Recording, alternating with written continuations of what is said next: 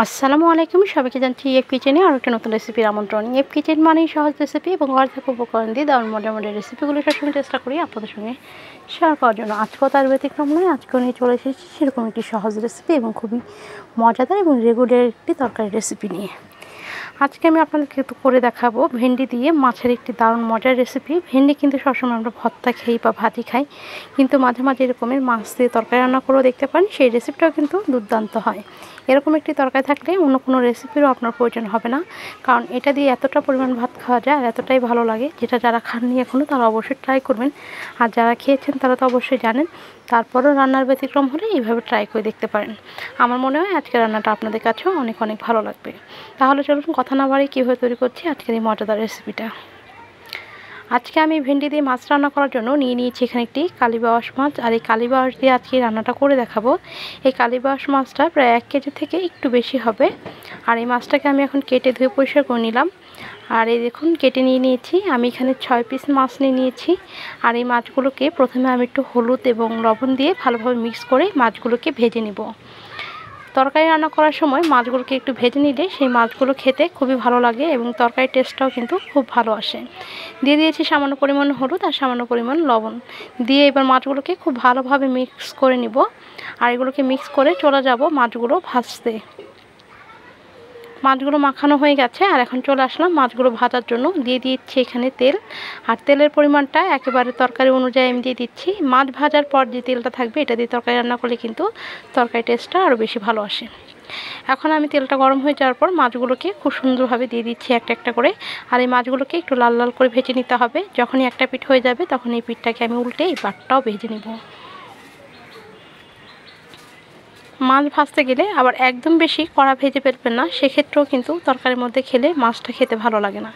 তাই অতিরিক্ত বেশি না ভেজে হালকা মিডিয়াম বা একটু হালকা লাল লাল হলেই কিন্তু যথেষ্ট। আমার মাছগুলো যখন ভাজা হয়ে যাবে তখনই আমি তুলে নিচ্ছি এই মাছগুলো।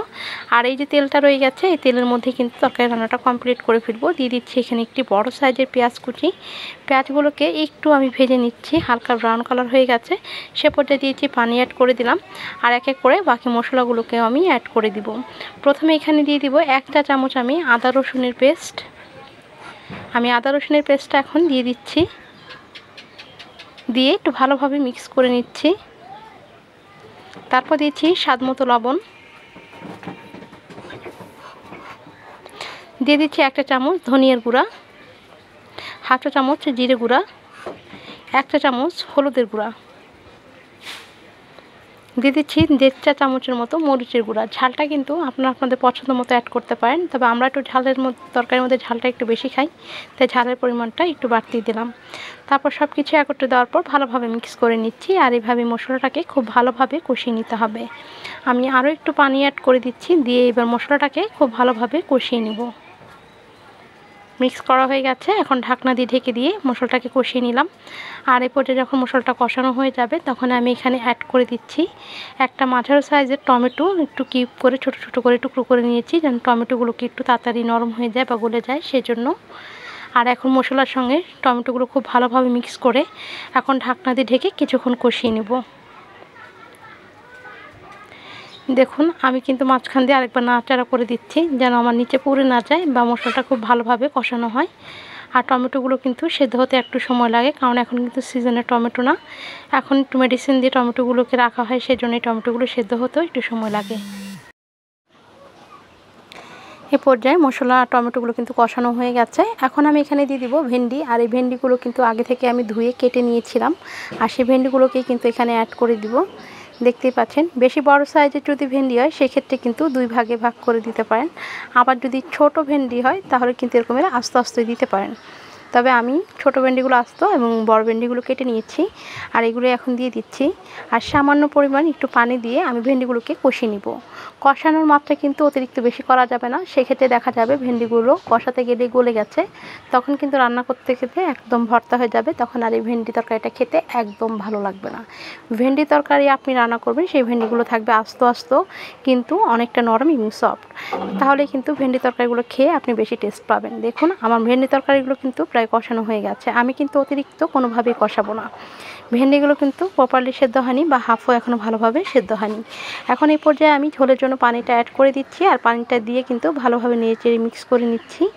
আর এই পর্যায়ে ঝোলের পরিমাণটা আপনি বুঝে শুনে অ্যাড করবেন, আপনি কতটুকু ঝোল রাখতে চান সেই অনুযায়ী। তবে অতিরিক্ত বেশি ঝোল রাখবেন না, সেক্ষেত্রেও কিন্তু তরকারিটা খেতে একদম পানসা লাগে এবং খেতেও ভালো লাগে না। যেন অতিরিক্ত বেশি ঝোলও না হয়, আবার একদম শুকিয়ে যেন না যায়, সেরকম বুঝে রাখতে হবে। ঝোলে যখন বলক চলে এসেছে সে পর্যায়ে এখানে আমি যে মাছগুলোকে ভেজে রেখেছিলাম সেই মাছগুলোকে দিয়ে দিব, কারণ এই পর্যায়ে মাছগুলো দিয়ে দিলে মাছের ভিতর ঝোল এবং ঝাল দুটোই খুব সুন্দরভাবে ঢুকে যাবে, তখন এটা খেতেও বেশি ভালো লাগবে। মাছগুলো দিয়ে দিলাম, দিয়ে এবার আমি কিন্তু ঢাকনা দিয়ে ঢেকে সুন্দরভাবে অপেক্ষা করব তরকারিটা একটু হয়ে আসা পর্যন্ত। আর এর মাঝে আমি একটু হালকা নাড়াচাড়া করে দিব, তাতে কিন্তু খুব সুন্দরভাবে সব দিকটা সমানভাবেই হবে। আমি একটু নাড়াচাড়া করে দিয়ে আবারও আমি ঢাকনা দিয়ে ঢেকে দিব, আর ভেন্ডিটা কতটুকু সেদ্ধ হয়েছে সেটা আবার দেখে চেক করে নিচ্ছি। আমার ভেন্ডিটা অনেকটা পরিমাণে সেদ্ধ হয়ে গেছে, যতটুকু ঝোল রাখতে চাই সেই অনুযায়ী কিন্তু ভেন্ডিটা একদমই পারফেক্টলি সেদ্ধ হয়ে যাবে। আর এখন আমি ঢাকনা দিয়ে ঢেকে দিলাম, আর আমার ভেন্ডিগুলো কিন্তু তরকারিটা একদম পারফেক্টলি হয়ে গেছে। তার আগে আমি কি দিয়েছি 3টা কাঁচামরিচ, এতে খুব সুন্দর একটা সুঘ্রাণ আসবে কাঁচামরিচের ফ্লেভার। আর এখন আবার ঢাকনা দিয়ে চুলার মধ্যে আমি চুলার লো আছে এটাকে 2 মিনিটের মতো চুলায় রেখে নামিয়ে ফেলবো। নামিয়ে পরিবেশন করে ফিরে আসছি আপনাদের মাঝে। এই তো আমার হয়ে গেল দারুণ মজার আর কালীবাউস মাছ দিয়ে দারুণ ভেন্ডি একটি তরকারি রেসিপি। অসাধারণ বলতে পারেন, এটা দেখতেও কিন্তু খুবই লোভনীয় লাগছে। আর দেখতে পাচ্ছেন আমার ভেন্ডিগুলো কিন্তু একদম গলে যায়নি, খুবই সফট হয়েছে ভিতরে, আর দেখতেও খুবই আস্তে আস্তে রয়েছে, তাই কিন্তু খেতেও এটা ভীষণ মজা হবে।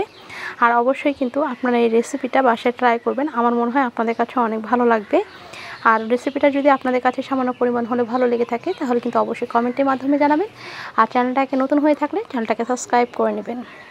আর যারা অলরেডি কাজটা করে নিয়েছেন তাদেরকে অসংখ্য অসংখ্য ধন্যবাদ এভাবে পাশে থাকার জন্য। দেখা হবে হয়তো আর কোনো নতুন নতুন রেসিপি নিয়ে। এই পর্যন্ত ভালো থাকবেন আর ইয়ে কিচেনের পাশে থাকবেন। আজকের মতো আল্লাহ হাফিজ, আসসালামু আলাইকুম।